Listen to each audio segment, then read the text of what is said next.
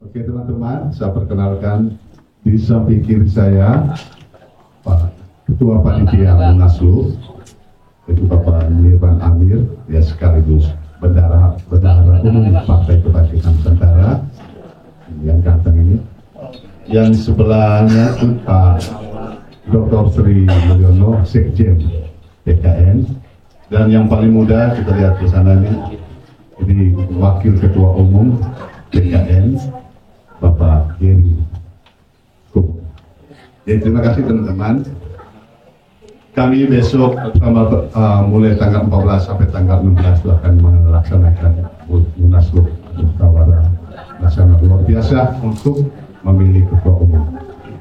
Untuk memperjelas nanti soal pelaksanaan Munaslup ini, pertama-tama saya memberi kesempatan kepada Ketua Panitia untuk memberikan keterangan kepada para kita berkumpul di sini untuk menjelaskan bahwa Partai Kebangkitan Nusantara akan mengadakan Munaslup ya, di tanggal 14 sampai tanggal 16 di Grand Zahid Jaya. Jadi Munaslup ini adalah untuk memilih ketua umum yang baru. Yang sebenarnya memang ini sudah lama kita bicarakan, tapi mungkin kebetulan Bapak Dr. Anas Urbaningrum itu dalam proses DMB, ya, jadi terakhir dia DMB di tanggal 9 Juli kemarin. Jadi memang dalam waktu 3 bulan setelah keluar tanggal 11 Juli, Bapak Anas Urbaningrum itu tidak bisa beraktivitas tentang jauh-jauh tentang politik lah. Jadi sekarang ini Pak Anas itu sudah merdeka, dan makanya PKN ini mengadakan Munaslup untuk Bapak Anas kita pilih, kita aklamasi untuk menjadi ketua umum ke depan dari tahun 2023 sampai 2028. Untuk kelanjutannya tentu saya sebagai ketua OC mempersiapkan semuanya, apa-apa yang dibutuhkan di lapangan segala macamnya, tempat persiapan atau kedatangan daripada Kapimda ya, dan sekretaris dan bendahara. Jadi kita mengundang adik-adik kita, mengundang Kapimdanya 2/3 dari seluruhnya ya. Jadi kita tanggal 14 kita mulai acara pembukaannya itu di jam 7 malam. Ya kan, jam 7 malam di situ langsung kita ada pemilihan untuk ketua umum, dan penutupannya itu di tanggal 15 malam. Disitulah Pak Anas pidato politik.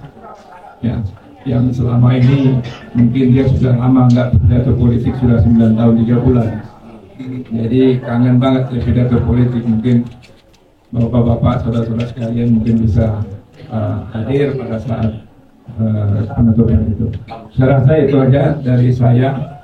Mungkin bisa dilanjutkan oleh Pak Sekjen masalah kebijakan-kebijakan Partai Kebangkitan Nusantara, yaitu.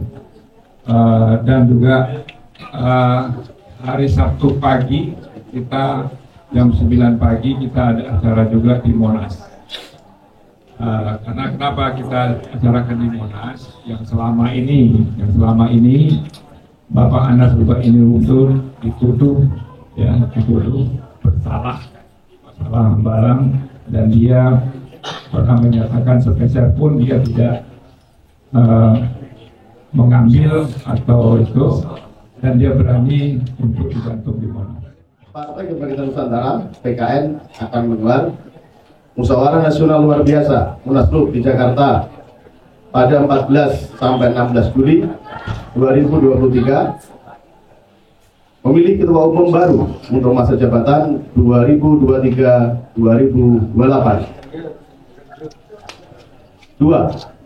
Seluruh kader partai yang memiliki hak suara secara aklamasi akan memilih Dr. Anas Urbaningrum MSI sebagai ketua umum terpilih,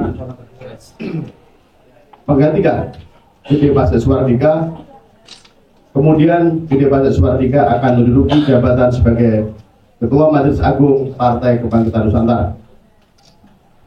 3. Munaslup PKN digelar sebagai bagian penguatan konsolidasi partai, di mana Ketua Umum sekaligus pendiri partai, yakni Gede Pasek Supardika, akan mengalihkan secara sukarela jabatannya kepada Anas Urbaningrum yang telah berstatus bebas murni.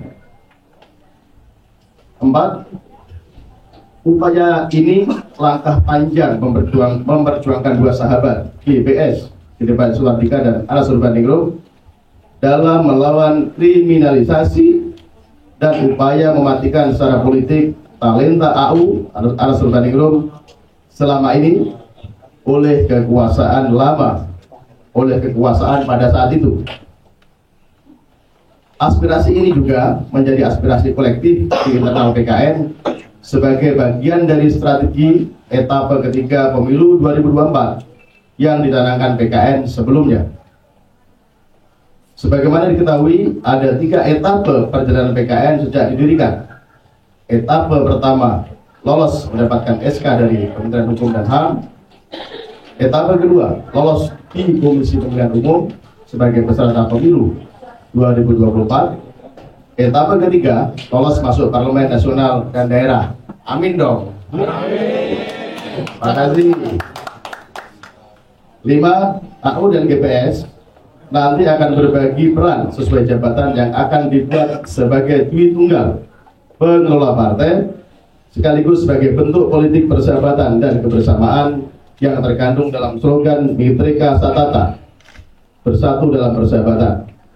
Sebuah konsep perjuangan partai yang berbeda dengan parpol yang ada selama ini. Ini juga untuk mempercepat akselerasi perkembangan partai menuju puncak performa 14 Februari 2024 mendatang. Munaslup PKN juga mengedepankan persahabatan dan persaudaraan, bukan perebutan kekuasaan. Munaslup PKN diselenggarakan dengan sederhana namun penuh makna. Sandarannya adalah gotong royong dan musyawarah mufakat yang merupakan ciri khas Nusantara. Jakarta, 13 Juli 2023. Sri Mulyono, Sekretaris Jenderal Partai Kebangkitan Nusantara. Ada 2 hal yang ingin saya tambahkan yang mungkin sudah disampaikan oleh rekan berdua tadi. Yang pertama adalah pasca Munaslup, maka Mas Anas Urbaningrum mesti menjadi ketua umum, dan tentu itu menjadi start awal bagaimana beliau akan memberikan sumbangsi kepada bangsa dan negara yang selama ini mungkin sempat tertahan oleh hal-hal yang sebelumnya tidak pernah beliau lakukan. Dengan konsep tunggal yang telah dinyatakan oleh Pak Sekjen tadi, harapan kami bahwa bukan cuma masalah bagaimana kita bisa memberikan sumbangsi, tapi lebih dari itu bagaimana kita bisa membuat sebuah citra positif di dalam peta pendidikan, bahwa tidak selamanya dalam partai politik ataupun apapun itu kekuasaan itu selalu mutlak dan absolut. Di PKN ini kita mengutamakan sistem Mitrika Satata ya, atau bersatu dalam persahabatan. Bagaimana persahabatan Anas Urbaningrum dan Gede Pasek, saya pikir bukan saya pribadi tapi semua orang yang ada di sini tahu dari 10-15 tahun lalu terjalin dengan sangat baik bahkan sampai sekarang, dan itulah yang ingin kita tunjukkan, edukasi politik yang positif, sehingga generasi muda kita nanti tidak selalu menilai politik selalu sifatnya mencari kekuasaan, berebut kekuasaan, dan pada waktu sudah berada di kekuasaan seakan-akan tidak mau meninggalkan itu. Dan yang kedua adalah saya ingin tambahkan bahwa seperti yang disampaikan oleh Pak Betul tadi, pada hari Sabtu nanti kita akan membuat sebuah semacam declare ya, bagaimana hasil putusan pengadilan yang dimana di situ menyatakan bahwa Anas Urbaningrum tidak pernah menerima ataupun bersalah dalam kasus Hambalang. Rekan-rekan sekalian, jika hari ini di seluruh Indonesia bahasa-bahasa yang muncul bahwa mana Anas kok belum digantung di Monas, tentu masyarakat Indonesia itu mendapatkan informasi dari itu media. Oleh karena itu, harapan kami bahwa dengan bukti secara hukum yang bersangkutan tidak terbukti bersalah tapi sudah melalui proses selama 9 tahun 3 bulan ini, maka harapan kami terhadap rekan kami yang sangat kami banggakan bahwa tolong dikawal dan diberitakan ke seluruh Nusantara sehingga masyarakat buat tahu bahwa selama ini stigma negatif tentang Anas Urbaningrum yang sampai sekarang belum diganggu di Monas, dan sampai sekarang itu semua tidak betul. Yang bersangkutan sudah terlanjur harus 9 tahun 3 bulan. Saya pikir teman-teman pun kalau mengalami hal yang salah pun tidak akan terima, harus di dalam penjara selama 9 tahun 3 bulan terhadap sesuatu yang tidak pernah dilakukan. Maka harapan kami, teman-teman, sekali lagi dari pers, ini bukan sampai di sini informasinya. Pasca setelah kita mendeklarasikan secara resmi di Monas 2021-2023 nanti, maka semoga ke depan semakin terbuka, terkuak semua fakta-fakta yang sebenarnya. Bagaimana seorang yang mempunyai niat yang baik membangun negara ini terpaksa berhenti sejenak karena hal-hal yang tidak dilakukan. Demikian yang saya katakan. Saya berbicara atas nama kader PKN terhadap